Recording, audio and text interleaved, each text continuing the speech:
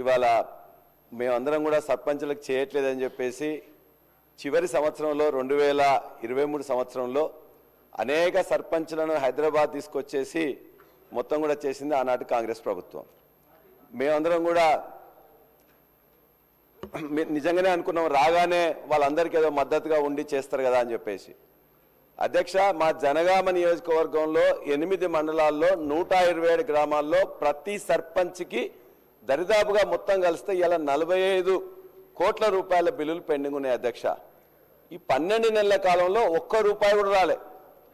బచ్చన్నపేటలో ఒక చిన్న గ్రామం గంగాపురం అని ఒక దళిత మహిళ ఉన్నారు, వీళ్ళని ఏం చేయాలని చెప్పేసి చిన్న విలేజ్లో ఒక 7 లక్షలు ఉంది, ఆ 7 లక్షల కోసం కూడా తిరిగి రాలేదు అధ్యక్ష. చిన్న రామంచెర్ల అని చెప్పేసి మాజీ సర్పంచ్ ఎండి ఖలీలా బేగం అని ఉంది, బిడ్డ పెళ్లి పెట్టుకున్నారు, దాదాపుగా 25 లక్షలు పెండింగ్ ఉన్నది.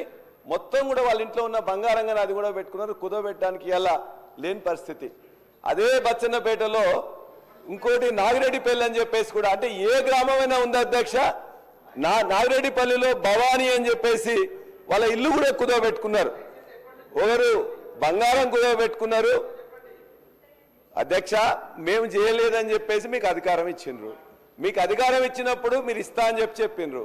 కాబట్టి ఇవాళ నా నియోజకవర్గంలో ఉండే 127 సర్పంచులకు రావాల్సిన బిల్లులను దయచేసి ఒక వారం రోజుల్లో 10 రోజుల్లో ఇవ్వాల్సిందిగా మీ ద్వారా మంత్రి గారిని నేను కోరుకుంటున్నా. వాళ్ళ ఇంట్లో పెళ్లిళ్ళకు కానీ మిగతా కార్యక్రమాలు కానీ వాళ్ళు చేసే పరిస్థితి లేదు. అందరూ కూడా సగం మంది మహిళా ప్రతినిధులు ఉన్నారు, అందరూ కూడా పేదవాళ్లే, మధ్యతరగతికి తక్కువ ఉన్న వాళ్ళు అధ్యక్ష. రెండోది, వారు సార్ చెప్పారు, ఈ బిల్లుల కోసం మిగతా వాళ్ళందరూ కూడా ఇవాళ సెక్రటేరియట్కి లేకపోతే మిగతా దగ్గర పిలిపిస్తే 4 గంటలకే వచ్చి అరెస్ట్ చేస్తున్నారు అధ్యక్ష.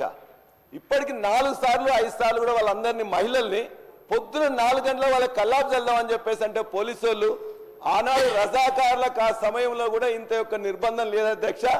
మహిళా పోలీసులు లేకుండా మహిళా మాజీ సర్పంచ్లని ఇవాళ అసెంబ్లీ ఉందంటే అధ్యక్ష, అంతకంటే ముందు రోజు అరెస్ట్ చేసి లోపల పెడుతున్నారు. దయచేసి మీరు బిల్లులు ఇచ్చి వాళ్ళ యొక్క